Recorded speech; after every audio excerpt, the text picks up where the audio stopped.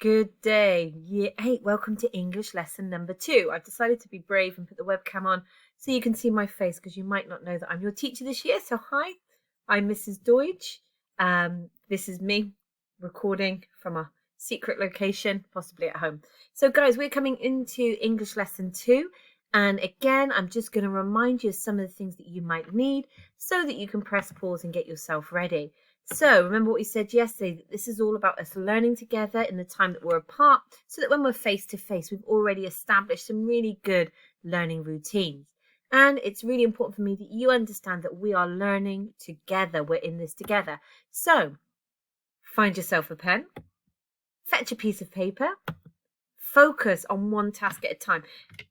Now, this is really important. We do know that with access to show my homework, even on Wednesday with the storm, some people couldn't quite get online. It's not about doing everything, but we would really like you to sit and focus on one task at a time and just to work through and to see how far you can get and the kind of time that we allocate for these lessons, which is about 40 minutes.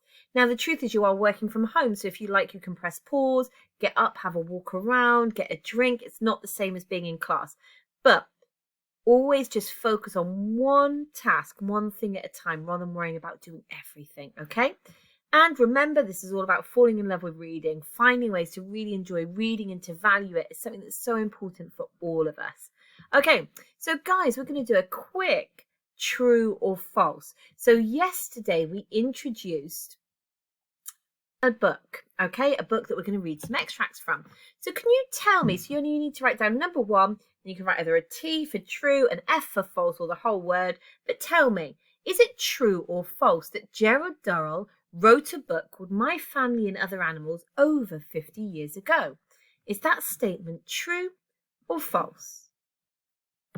Let's have a look at number 2. So we also introduced some new vocabulary yesterday. So this word we introduced, bewitching. Does bewitching mean that something's terrible? Is that true or false? Now, 3, we looked at a bit of background for Gerald Durrell, what his background was as a person. So what about this one? And I don't mind if you look back in your notes. Durrell fell in love with animals when he was living in India. Is that true or false? Gerald Durrell fall in love with animals when he was living in India? True or false? We also introduced 2 new words yesterday, pioneering and inculcate. So pioneering, does that mean to develop new ways of doing things? Is that true or false? And inculcate, does that mean you learn something really quickly? Does it mean to learn or to teach something really quickly? Is that true or false? So guys, you can pause the screen here now just to make sure number 1 to 5, a T and an F. You don't need to write the whole word. And we're going to look together at what the answers might be. So just press pause, and when you're ready to continue, do so.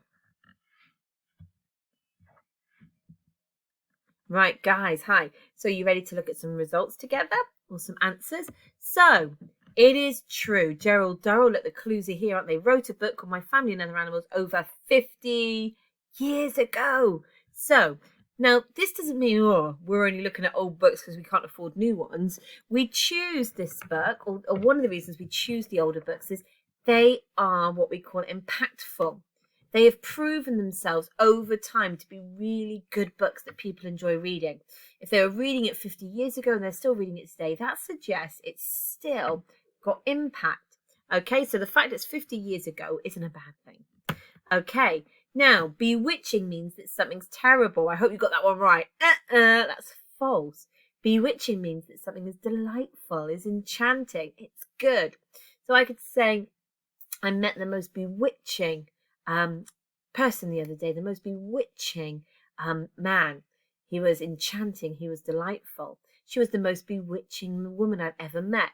So bewitching means something that is good and something that's delightful and enchanting. Durrell fell in love with animals when he was living in India. Now this was probably the trickiest one because part of it is true.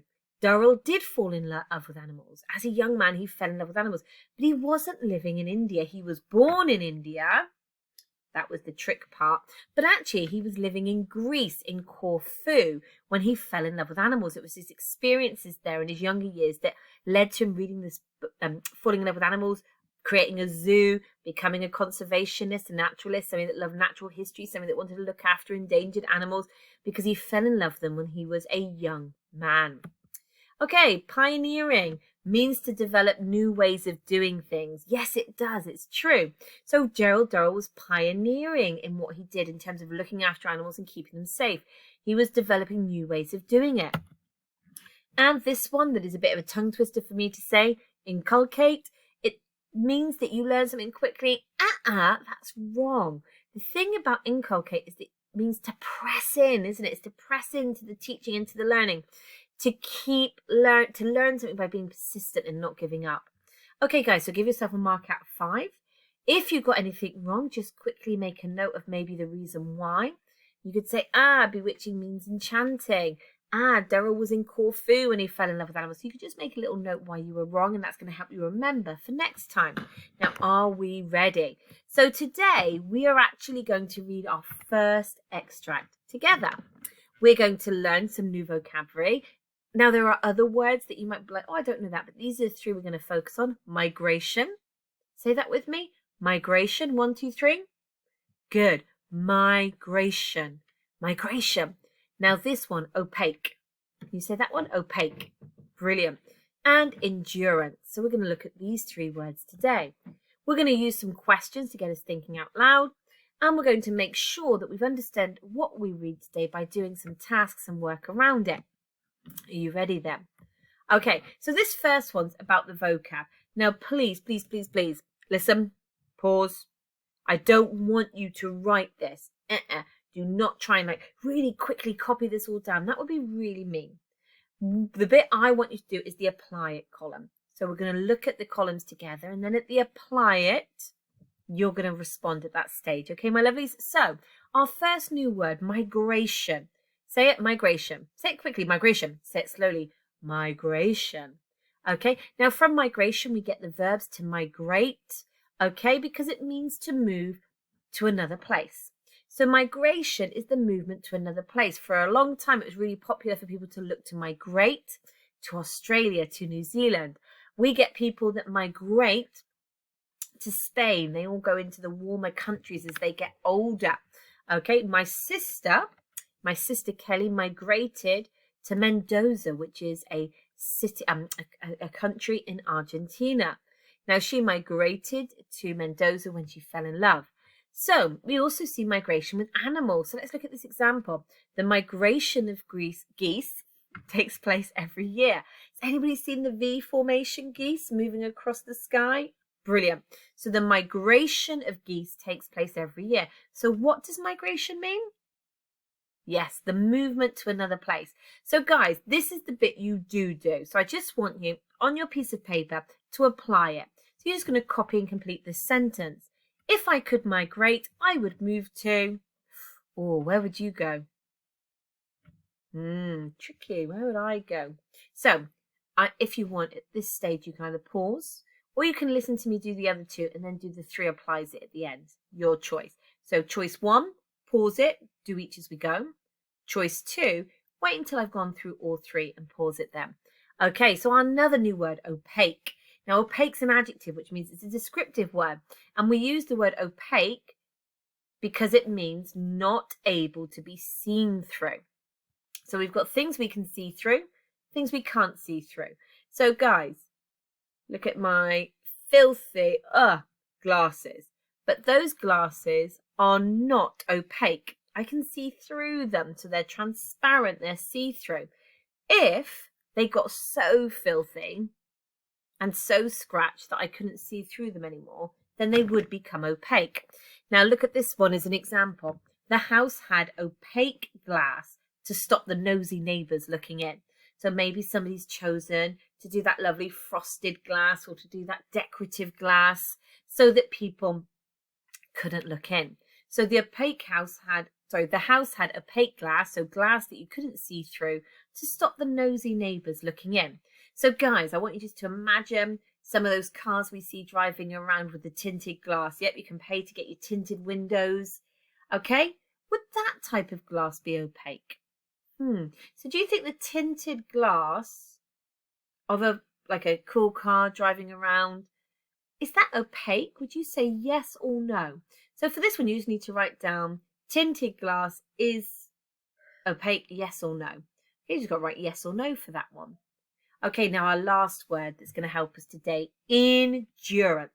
Endurance means to be able to put up with difficult and hard circumstances without giving up. So endurance is a really positive characteristic. It's quite heroic. When we talk about endurance, it's the ability to put up with really difficult and hard circumstances and to not give up. So we can endure circumstances. So we have all endured the pandemic. We have all shown endurance because we have put up with the difficult and hard circumstances of the pandemic without giving up, because we're still here today. So here's another example. His endurance was tested as he ran the marathon. So the difficult and hard circumstances of the marathon tested him, but he didn't give up. He got through. So how do we apply this one? Well, can you tell me 3 things people do that take endurance? It could be a job a person does. It could be something a goal they set themselves. It could be a situation. So could you tell me 3 things that people do that take endurance? Right, guys, remember what I said? You could either pause as we go, or you could just pause and complete those now. Okay, so we've now seen those words out of the extract, and now as we read the extract together, we might see them in place. So we're reading from the very beginning of My Family and Other Animals, an extract called The Migration. Cha-ching! There's our first word, migration. So I'm just going to read it to you, and I'm going to ask you to do some activities, okay? So July had been blown out like a candle by a biting wind that ushered in a leaden August sky. A sharp, stinging drizzle fell, billowing into opaque grey sheets when the wind caught it. Along the Bournemouth seafront, the beach huts turned blank wooden faces towards a greeny grey, froth-chained sea that leapt eagerly at the cement bulwark of the shore. The gulls had been tumbled inland over the town, and they now drifted above the housetops on taut wings, whining peevishly. It was the sort of weather calculated to try anyone's endurance. So this is a lovely descriptive opening paragraph to a chapter in the book called The Migration. Now, we're going to do some work together on this, okay? So we're going to take it sentence by sentence. Okay, so we're going to look at each sentence on its own. Now, guys, can you see? We've got 3 potential activities: a new vocabulary alert, a tell me, and a tell me. Now, we've got about 5 sentences to look at together and a little bit of writing at the end. So if you feel you've done one question and it's taken you a bit of time, don't worry about the other 2. If you feel that you're really doing this quite quick and you're enjoying this, you might find that you do 3 of the activities. So there is a choice. You have to do one activity, but if you don't get all 3 done, you'll be okay. So let's look at sentence number 1 together. So the migration. July had been blown out like a candle by a biting wind that ushered in a leaden August sky. So guys, can you tell me what 2 summer months are listed in this opening sentence? So when is this taking place? What are the summer months that are listed? So you can pause in a minute and just write down the 2 summer months. Now look at this one, new vocabulary alert. What does migration mean? So you can look back in our notes, you can just go back to the screen. What does migration mean? And the last task, tell me what type of weather is named. And then this one, this is the real challenge one. If you can do this one, so impressive. Can you work out something for me? Is this summer weather? So whatever the weather is that's happening in this opening sentence, is it what we would expect from the summer?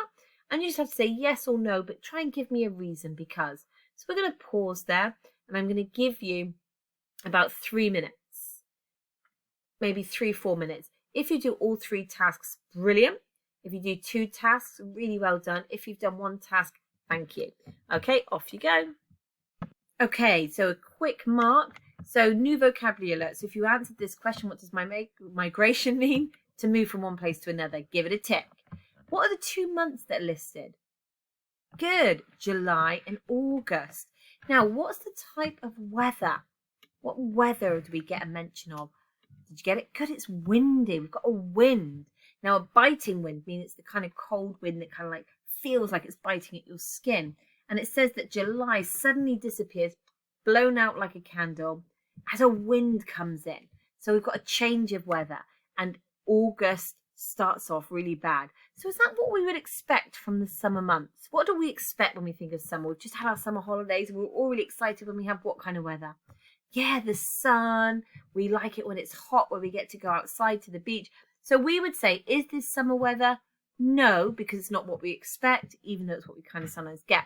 So just give yourself a mark for those that you did. Let's look at sentence 2. Are we ready? A sharp, stinging drizzle fell, billowing into opaque grey sheets when the wind caught it. So, a sharp, stinging drizzle. Now, just quickly, don't want to assume anything. Drizzle, what is a type of rain? You'll need that one for in a minute. Okay, so it says here, tell me what 2 S words are listed. So if you choose to do that task, what 2 S words are listed?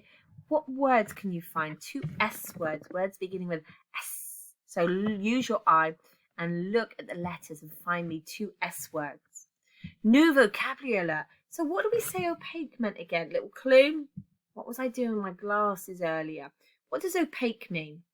And then this is a challenge moment. So in other words, once we think what opaque means, the rain is so heavy that you can... How would we have to complete that idea? Using the word opaque to help us work it out. We'll see what you come up with in a minute. Okay, so what are the types of weather that are named, even if we've seen it before? So again, work it out for me again. Is this building on the idea of typical summer weather, or is it doing something else? So is this summer weather? So press pause. Give yourself about 4 minutes.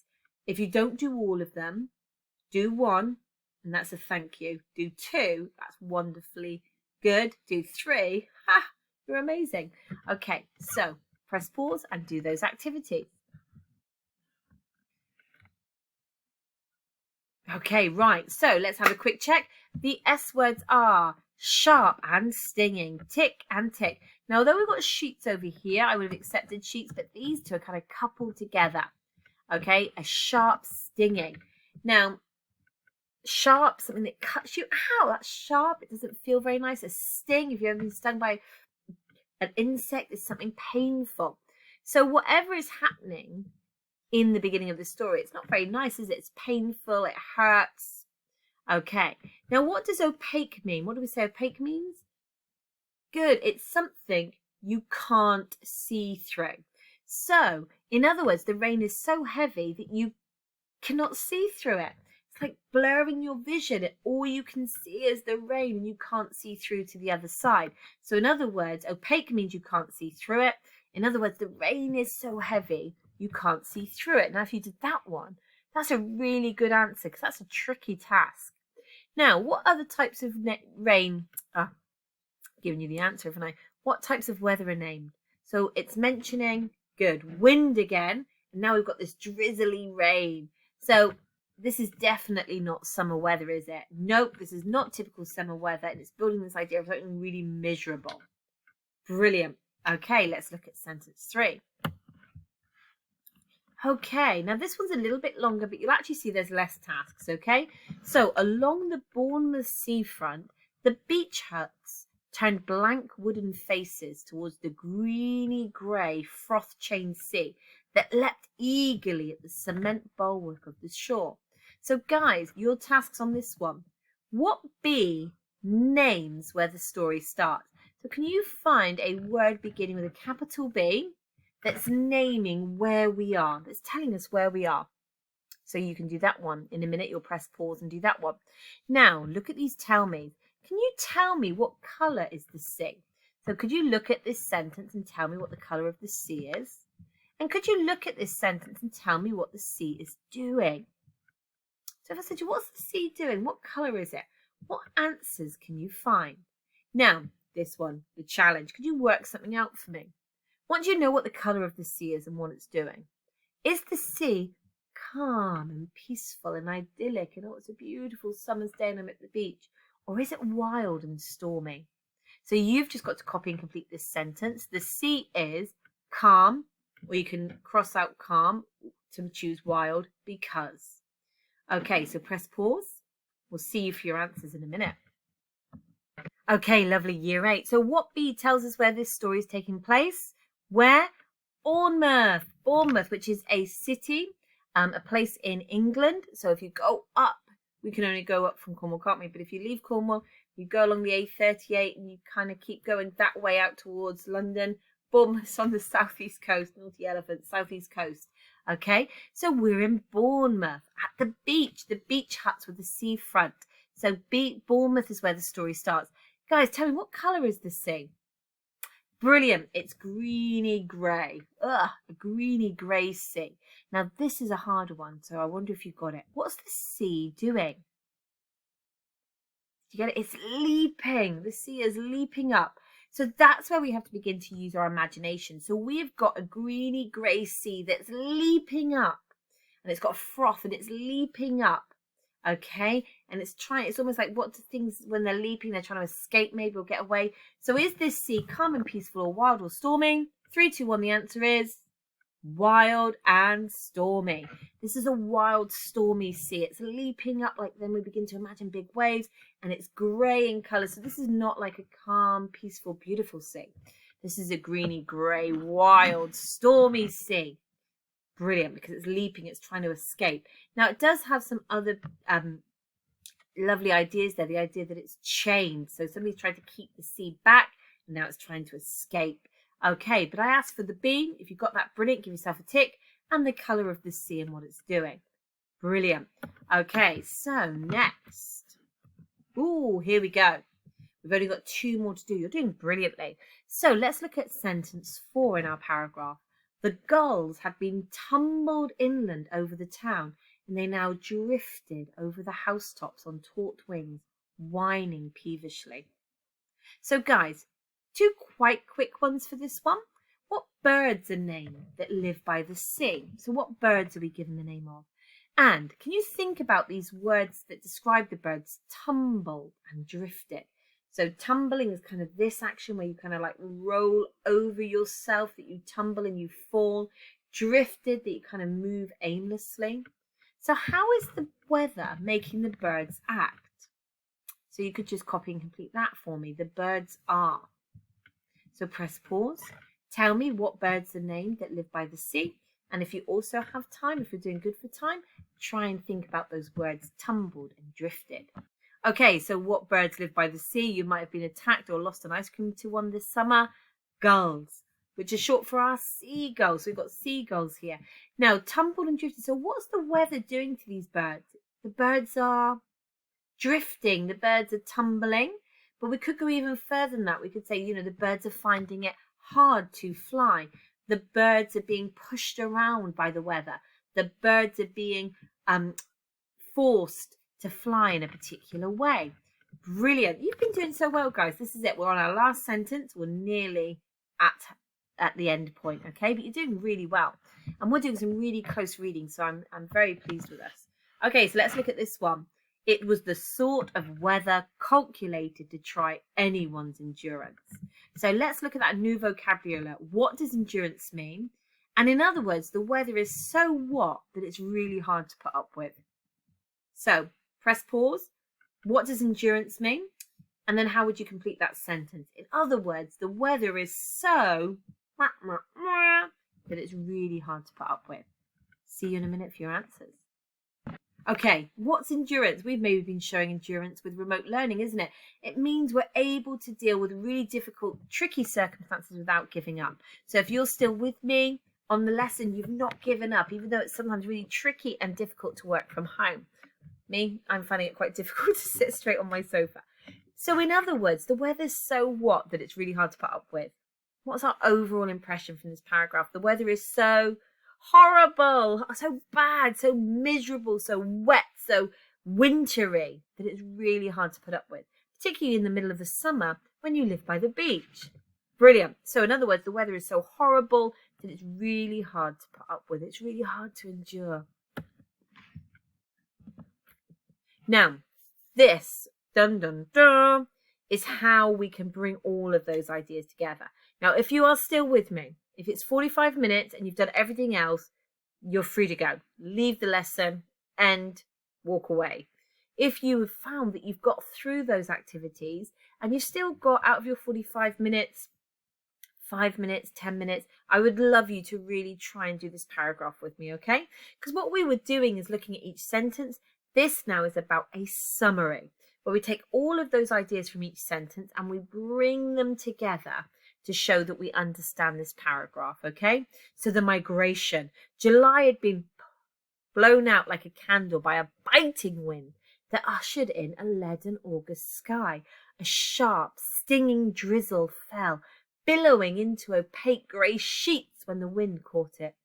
Along the Bournemouth seafront, the beach huts turned blank wooden faces towards a greeny-grey, froth-trained sea that leapt eagerly at the cement bulwark of the shore.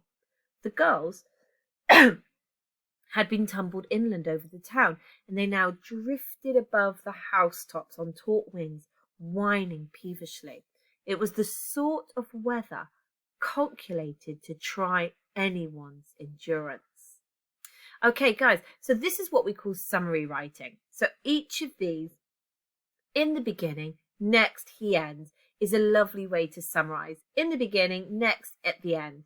In the beginning, next, at the end. So when you're looking at a whole paragraph, how does it begin? What happens in the middle? How does it end? You could even do it for a whole text. You could use this even talking about films. Well, my favourite film is in the beginning. So this is the way we would summarize. So let's look at this together. Now, if you write this down, amazing. Come show me when we're back in class together, or email it to me and I'll give you kudos points. If you just talk through it with me because you're listening, but you don't write it down, I think that's still really good because you're still understanding and learning about summary. If I've lost you by now, it's taken you 45 minutes and you're gone, I get it. Okay, so let's think about this together then. So if you're writing it down, if you've got time, in the beginning, the writer focuses on the. So this takes us right back to sentence 1. So what do we say? So we could say in the beginning, the writer focuses on the wind, on the weather, on the summer weather, on the bad summer weather. So in the beginning, the writer focuses on the wind and the bad summer weather. Tongue twister. Focuses on the wind and the bad weather. Okay. He describes the.